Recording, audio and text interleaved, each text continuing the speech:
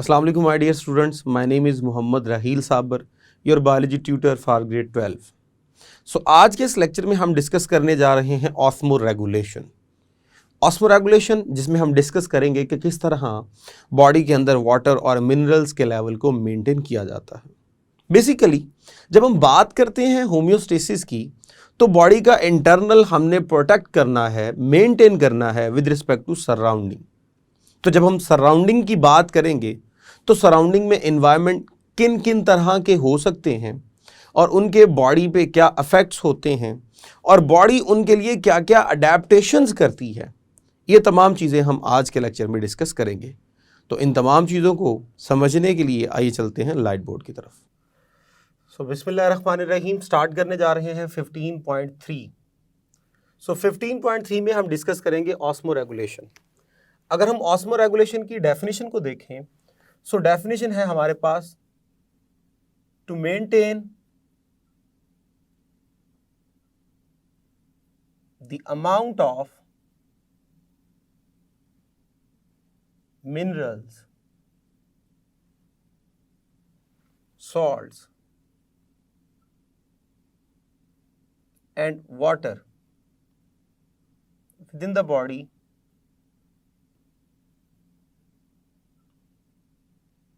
of living organism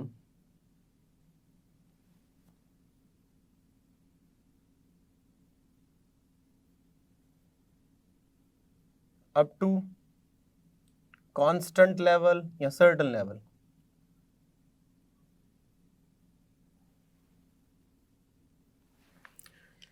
so body के अंदर minerals की, सॉल्ट्स की कॉन्सेंट्रेशन को, वाटर की कॉन्सेंट्रेशन को कंट्रोल करना, ये हमारे पास ऑस्मो रेगुलेशन के अंदर आता है।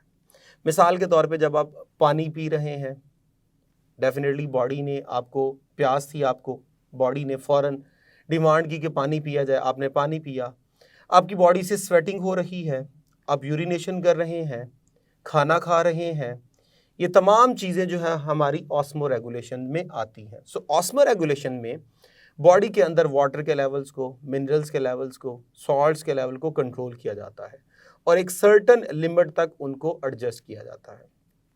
अब ऑस्मो रेगुलेशन हमारे पास है होम्योस्टेसिस का पार्ट।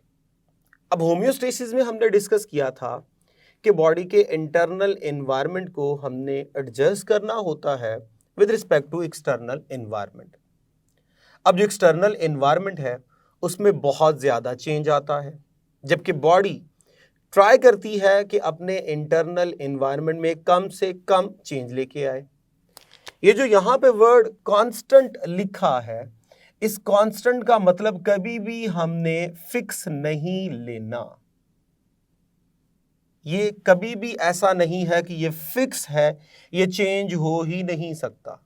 यानी ये हमारे पास फिजिक्स वाला या मैथमेटिक्स वाला कांस्टेंट नहीं है कि it will never ever change. It can be change, लेकिन वो जो चेंज होता है वो इतना नॉर्मल होता है, इतना कम होता है कि वो इग्नोरेबल होता है। इसलिए हम वहाँ पे वर्ड जो है वो यूज़ कर लेते हैं कांस्टेंट। तो कांस्टेंट कभी भी ऐसा नहीं होगा कि ये चेंज नहीं होगा, चेंज होगा।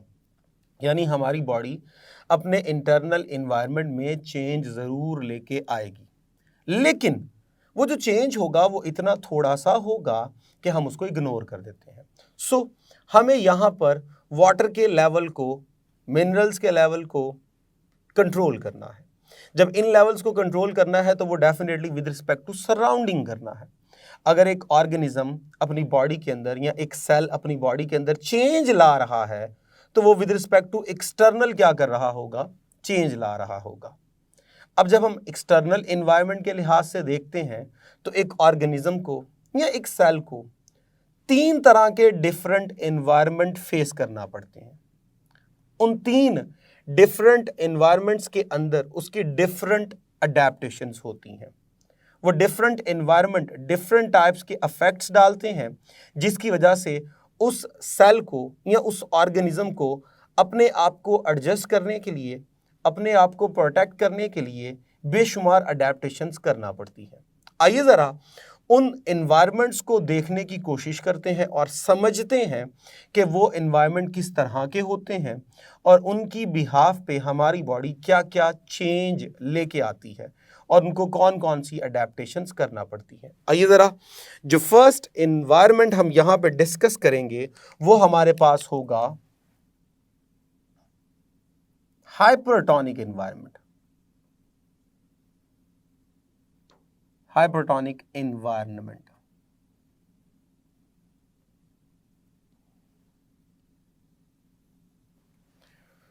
हाइपरटोनिक इन्वायरमेंट को समझने के लिए हम एक वर्ड यहां पे लिख सकते हैं विच इज कॉन्सेंट्रेटेड। तो मैं इसकी शॉर्ट फॉर्म लिख रहा हूं CONC, मीन कॉन्सेंट्रेटेड इन्वायरमेंट। अब कॉन्सेंट्रेटेड इन्वायरमेंट क्या होता है जरा समझते हैं। सपोज कीजिए मेरे पास हाई कॉन्सेंट्रेशन ऑफ सॉल्ट यानी सल्यूट है और लो कॉन्सेंट्रेशन ऑफ वाटर यानी कि सॉल्वेंट है।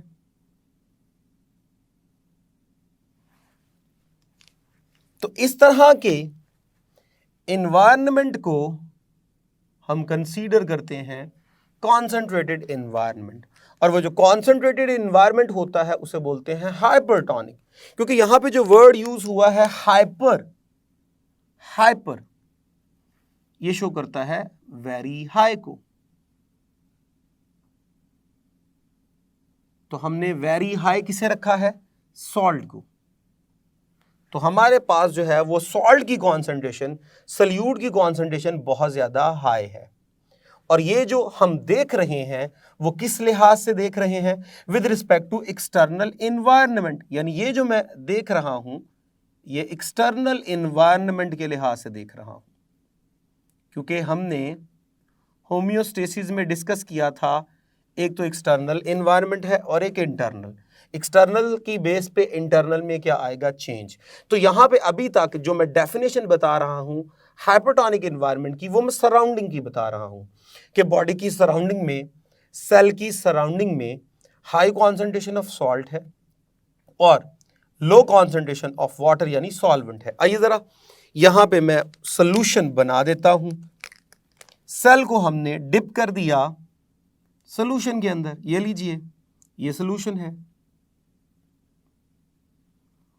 वो जो सोल्यूशन है, वो जो एनवायरनमेंट है वो मैंने ऊपर डिस्कस कर दिया, ये हाइपरटोनिक एनवायरनमेंट है। लीजिए, तो ये मेरे पास था हाइपरटोनिक एनवायरनमेंट।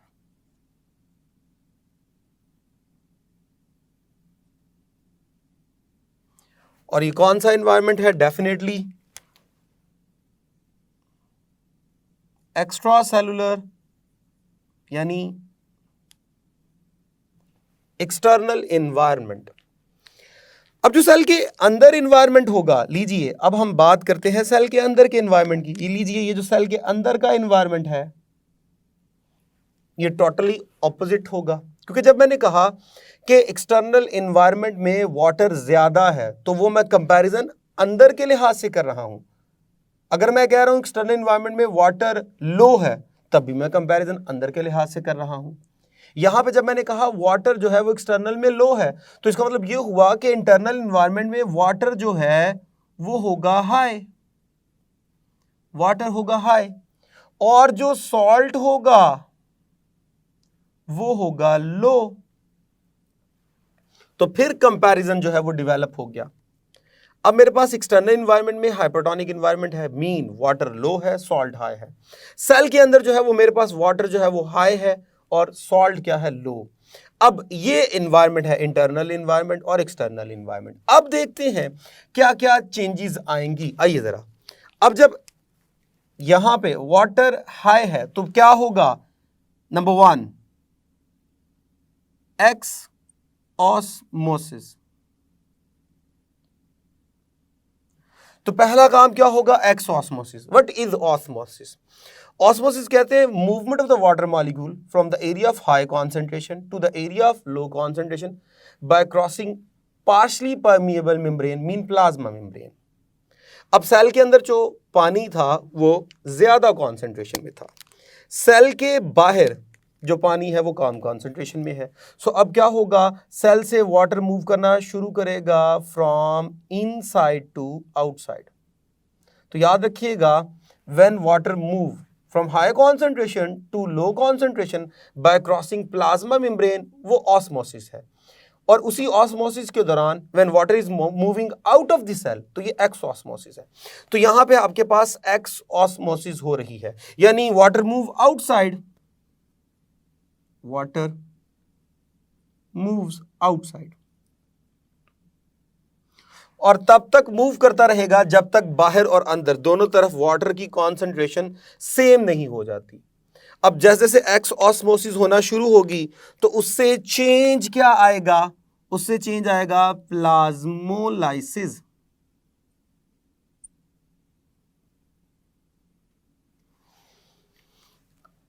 प्लाज्मोलाइसिस, अब प्लाज्मोलाइसिस क्या है? प्लाज्मोलाइसिस कहते हैं जी shrinkage in the cytoplasm of the cell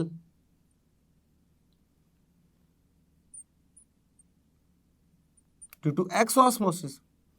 अब पूरे का पूरा जो सेल होगा वो श्रिंक होना शुरू हो जाएगा, साइटोप्लाज्म श्रिंक होना शुरू हो जाएगा, सेल श्रिंक होना शुरू हो जाएगा, सेल अपनी शेप जो है वो खोना शुरू हो जाएगा। जब सेल अपनी शेप खोना शुरू हो जाएगा, प्लाज्मोलाइसिस हो गया, सेल जो है वो श्रिंक हो गया। वजह क्या है? क्योंकि वाटर इज मूविंग आउटसाइड। सो सबसे पहला एनवायरनमेंट हमारे पास था हाइपरटोनिक। तो हाइपरटोनिक में हमारे पास क्या हुआ कि when we place a cell in hypertonic environment, so क्या होगा, रिजल्ट ये होगा कि exosmosis will take place, water will move from inside to outside यानी आउट ऑफ द सेल, जिससे क्या होगा, प्लाज्मोलाइसिस, यानी सेल जो है वो अपनी शेप खराब कर बैठेगा और सेल जो है वो श्रिंक होना शुरू हो जाएगा।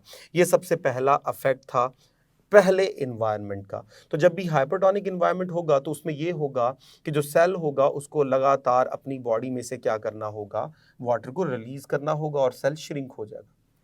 आइए जरा दूसरे इन्वायरमेंट को डिस्कस करते हैं कि दूसरा इन्वायरमेंट हमारे पास कौन सा है।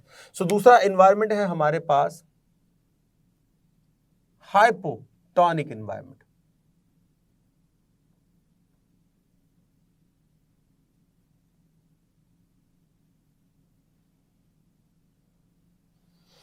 हाइपोटोनिक इन्वायरमेंट, अब हाइपर में हमने कहा था वेरी हाई और हाइपो का मतलब होगा लो। सो यहां पे हाइपो का जो मीनिंग बनता है वो बनता है जी लो। आइए जरा इसी से समझने की कोशिश करते हैं। यहां हमने कहा था हमारे पास हाई कॉन्सेंट्रेशन है सॉल्ट, अब यहां मैं कहूंगा कि लो कॉन्सेंट्रेशन है सॉल्ट की और हाई कॉन्सेंट्रेशन है वाटर की। इसका बिल्कुल ऑपोजिट।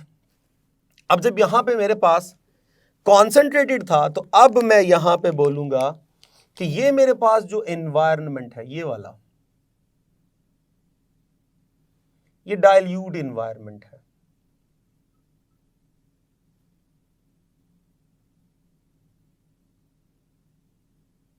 ये लीजिए,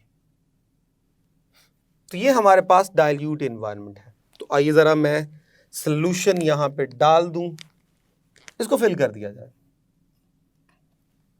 ये लीजिए, तो अब हमने सेल को फिल किया हुआ है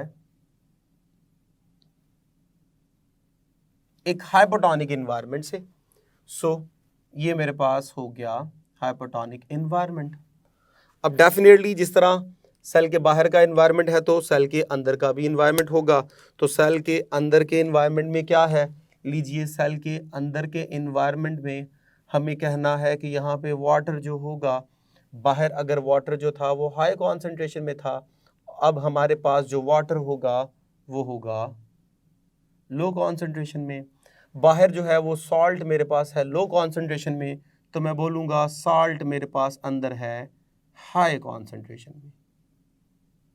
और ये हम बता रहे हैं सेल के अंदर का एनवायरनमेंट। अब दोनों का कंपैरिजन कीजिए तो बाहर डाइल्यूट है तो अंदर कॉन्सेंट्रेटेड है, बाहर जो है वो सॉल्ट जो है वो लो मिकदार में है, लो कॉन्सेंट्रेशन में है तो अंदर हाई, बाहर जो वाटर है वो हाई कॉन्सेंट्रेशन में है तो अंदर क्या है, लो। अब इस दौरान क्या अडेप्टेशंस होंगी, क्या चेंजेस आएंगी, आइए जरा उन चेंजेस को देखते हैं। यहां हमने कहा था कि बाहर पानी कम था तो सेल के अंदर से पानी बाहर आ गया, यहां मैं कह रहा हूं बाहर पानी जो है वो बहुत ज्यादा है, तो अब क्या चेंजेस आएंगी। नंबर 1, पहला काम यहां पे होगा एंड ऑस्मोसिस। अब एंड ऑस्मोसिस क्या है, and osmosis mean water moves inside, water moves inside, यानी इनटू द सेल। अब पानी को सेल के अंदर जाना है तो यहां से ये लीजिए, ये पानी जो है वो अंदर जाना शुरू हो गया। अब जब पानी अंदर जाना शुरू हो गया तो इस स्टेट को हम बोलते हैं डी प्लाज्मोलाइज्ड सेल हो गया, प्रोसेस लाइसिस, और सेल जो होगा डी प्लाज्मोलाइज्ड। तो ये डी प्लाज्मोलाइज्ड सेल है, या इसी के लिए एक और टर्म हम यूज करते हैं वो है जी टर्जिड। अब टर्जिड क्या है, जब सेल के अंदर से पानी निकल रहा था तो हमने कहा सेल श्रिंक हो रहा है, जब सेल श्रिंक हो रहा है तो हमने कहा ये प्लाज्मोलाइसिस स्टेट है। अब की दफा पानी जो है वो सेल के अंदर जाना शुरू हो जाएगा, जब सेल के अंदर जाना शुरू हो जाएगा तो सेल फूलना शुरू हो जाएगा। याद रखिएगा, अगर तो हमारे पास इफ एनिमल सेल, अगर तो मेरे पास एनिमल सेल है, कौन से एनवायरनमेंट में, हाइपोटोनिक में, इन हाइपोटोनिक एनवायरनमेंट, तो याद रखिएगा कंफर्म बात है हमेशा वो क्या हो जाएगा, मस्ट बी बर्स्ट, वो बर्स्ट हो जाएगा, फट जाएगा। अब क्या वजह है कि सेल जो है वो फट जाएगा, उसकी सबसे बड़ी वजह lack of cell wall, cell wall, क्योंकि सेल वॉल नहीं होती, पानी अंदर आया, प्लाज्मा मेम्ब्रेन इलास्टिक है, फूलती जाएगी फूलती जाएगी, एक वक्त आएगा वो फट जाएगी। बिल्कुल इसी तरह जिस तरह आपके पास एक बलून है, अब उसमें हवा डालते जाए वो फूलता जाएगा, एक वक्त आएगा वो क्या हो जाएगा, बस्ट हो जाएगा, क्योंकि उसकी इलास्टिसिटी क्या हो जाएगी, खत्म हो जाएगी। बिल्कुल इसी तरह जब हमारे एनिमल सेल में पानी अंदर एंटर हो रहा है और वो आहिस्ता आहिस्ता फूलना शुरू हो गया, क्योंकि प्लाज्मा मेम्ब्रेन इलास्टिक स्ट्रक्चर है, तो एक वक्त ऐसा आएगा उसकी इलास्टिसिटी खत्म हो जाएगी और सेल क्या हो जाएगा, बस्ट हो जाएगा। हाँ, अगर मैं बात कर रहा हूं प्लांट सेल की, इफ प्लांट सेल, तो क्या होगा, अगर प्लांट सेल की बात हो रही है तो याद रखिएगा विल बिकम टर्जिड, ये टर्जिड हो जाएगा, फूल जाएगा। What is turgid, turgid mean inflamed by absorbing water, water को अब्सॉर्ब करके फूल जाना। और याद रखिएगा will never ever burst, ये कभी भी बर्स्ट नहीं होगा। उसकी वजह हमारे पास ये है क्योंकि जो प्लांट सेल होता है कवर बाय सेल वॉल, जो कि रिजिड स्ट्रक्चर है। याद रखिएगा, इसी कॉन्सेप्ट के लिए हम यहां पे टर्म लिख रहे हैं osmotic lysis. What is osmotic lysis? ये जो कॉन्सेप्ट यहां पे और यहां पे डिस्कस हुआ, ये ऑस्मोटिक लाइसिस को एक्सप्लेन कर रहा है कि अगर सेल वॉल नहीं होगी तो सेल क्या हो जाएगा, बर्स्ट हो जाएगा, और अगर सेल वॉल है तो सेल टर्जिड होगा, बर्स्ट नहीं होगा, क्योंकि सेल जब एक्सपैंड कर रहा है, साथ सेल मेम्ब्रेन जो है वो इलास्टिसिटी की वजह से फूल रही है, तो सराउंडिंग में सेल वॉल होगी जो एक स्पेसिफिक लिमिट के बाद उसको रेजिस्ट कर देगी कि इससे ज़्यादा आपने मज़ीद नहीं फूलना। तो जब वो रेजिस्ट कर दिया जाएगा, रोक दिया जाएगा, सो हम कहते हैं कि ये क्या है जी, प्रिवेंट फ्रॉम ऑस्मोटिक लाइसिस, यानी सेल बर्स्ट होने से बच गया। तो यहाँ पे हमारे पास अगर एनिमल सेल है तो डेफिनेटली वो क्या होगा, बर्स्ट होगा, और अगर वो प्लांट सेल है तो वो किस में चला जाएगा, वो टर्जिडिटी में चला जाएगा। अब टर्जिडिटी जाने में सबसे बड़ा बेनिफिट प्लांट को ये होता है कि प्लांट को सपोर्ट मिल जाती है। पूरे प्लांट को जो सपोर्ट मिलती है वो टर्जिडिटी की वजह से मिलती है। अब आइए जी, हमारे पास जो नेक्स्ट लास्ट कॉन्सेप्ट है वो है जी आइसोटोनिक एनवायरनमेंट। तो यहाँ पे मैं मेंशन कर रहा हूँ जी आइसोटोनिक एनवायरनमेंट।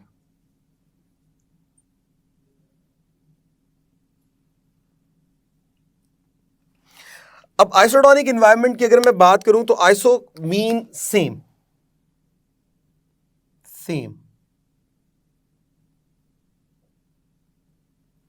अब पहले वाले केस में हमने कहा सॉल्ट ज्यादा, दूसरे वाले केस में हमने कहा सॉल्ट कम।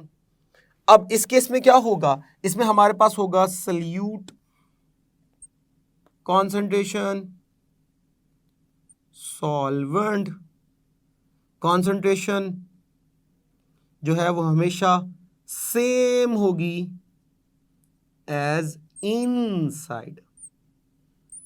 तो जितना सेल के अंदर सल्यूट और सॉल्वेंट की कॉन्सेंट्रेशन है उतनी ही सेल के बाहर भी कॉन्सेंट्रेशन है। सो दोनों तरफ जो है वो एनवायरनमेंट क्या है, सेम। तो मैं यहां पे सेल को डिप कर रहा हूं आइसोटोनिक में,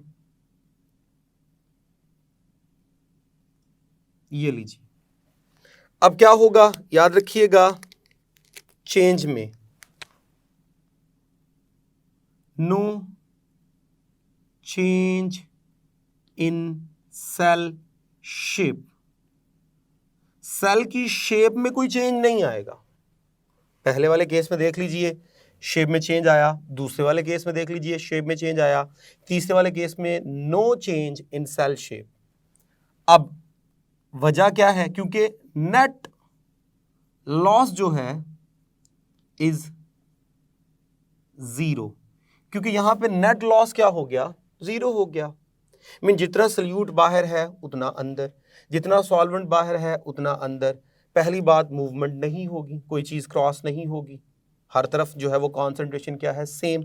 जब कॉन्सेंट्रेशन सेम है तो किसी किस्म का कोई फर्क नहीं पड़ेगा और सेल अपनी शेप को क्या रखेगा, मेंटेन रखेगा।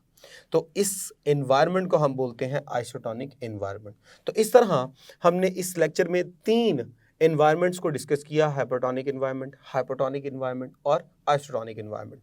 बहुत बेस्ट यहाँ पे जो है वो शॉर्ट क्वेश्चंस पूछे जाते हैं कि what will happen if we place a cell in hypertonic environment, या what will happen if we place a cell in hypertonic environment। तो डेफिनेटली दोनों के लिहाज से आपको बताना होगा कि हाइपर के केस में एक्सऑस्मोसिस होगी, प्लाज्मोलाइसिस होगी, और अगर हम बात करें एक हाइपोटोनिक एनवायरनमेंट के लिहाज से तो उसके दौरान क्या होगी, एंडऑस्मोसिस होगी, और सेल जो है वो क्या करेगा, टर्जिडिटी में जाएगा अगर प्लांट सेल है, और अगर एनिमल सेल है तो वो क्या हो जाएगा, बर्स्ट हो जाएगा। और with respect to isotonic environment cell के अंदर किसी किस्म का कोई चेंज नहीं आता। सो डियर स्टूडेंट्स, इस तरह आज का लेक्चर हमने कंप्लीट किया, जिसमें हमने बहुत ही इंपॉर्टेंट डेफिनेशन ऑस्मोरेगुलेशन को डिस्कस किया, एक्सटर्नल एनवायरनमेंट में हाइपरटोनिक एनवायरनमेंट, हाइपोटोनिक एनवायरनमेंट और आइसोटोनिक एनवायरनमेंट को डिस्कस किया, उनकी प्रॉपर डेफिनेशंस डिस्कस की, और साथ ये भी डिस्कस किया कि उनका हमारी बॉडी के ऊपर या सेल के ऊपर क्या अफेक्ट होता है और क्या सेल उसके लिए अपनी अडेप्टेशंस करता है। इन तमाम चीज़ों को आपने ऑब्जेक्टिव पॉइंट ऑफ व्यू से रीड करना है और अच्छे से याद करना है। इनमें से ज़्यादातर शॉर्ट क्वेश्चंस ही पूछे जाते हैं। शॉर्ट क्वेश्चन पूछ लिया जाएगा कि what will happen if we place a cell in hypotonic environment या हाइपोटोनिक एनवायरनमेंट या आइसोटोनिक एनवायरनमेंट, या आपसे ये भी पूछ लिया जाएगा व्हाट इज हाइपोटोनिक एनवायरनमेंट या what is isotonic environment, what is hypotonic environment, यानी इन इन्वायरमेंट्स की आपने अच्छे से डेफिनेशन याद करनी है और उनका सेल पे अफेक्ट जो है वो भी क्या करना है, लर्न करना है। सो अब तक के लिए इतना ही, इजाज़त दीजिए for next lecture. Thank you very much, अल्लाह हाफिज़।